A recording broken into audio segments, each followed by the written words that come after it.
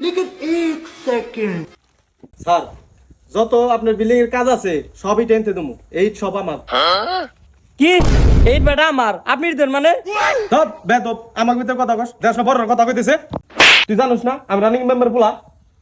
নন এখন আপনার বাবার কাছে যাম মেম্বার সাহেব কোনে কি হইছে আপনার ছেলে কোনে আপনার ছেলে ডাকেন কি করছো আপনার ছেলে ডাক দেন আপনার ছেলের কাছে জিজ্ঞেন কি হয়েছে বাবা রকি এদিকে আসো কি হইছে বাবা এখানে আসো তুই এই লোকটার হাতে কি করছা হে একজন ভালো লোক। আমি তো কিছু করি নেই ওই যে খালি একজন ইট দিয়ে আবার নিয়ে গেছিলাম না না না ও মিছে কথা কই দিছে কি একদম তোর খায়া লাগবো একদম তোর খায়া লাগবো দেখছেন মেম্বার আপনার সামনে কেমন করতেছে আপনার বলা আর কি হয়েছে কও? আপনার বলা এর আগো 2 গাড়ি এটা ফাউ নিছে আজকে ও সাহেব না যাই এটা ফাউ নেওয়ার নিগে তাই আমি বাতা দিতে আমার তাই মারছে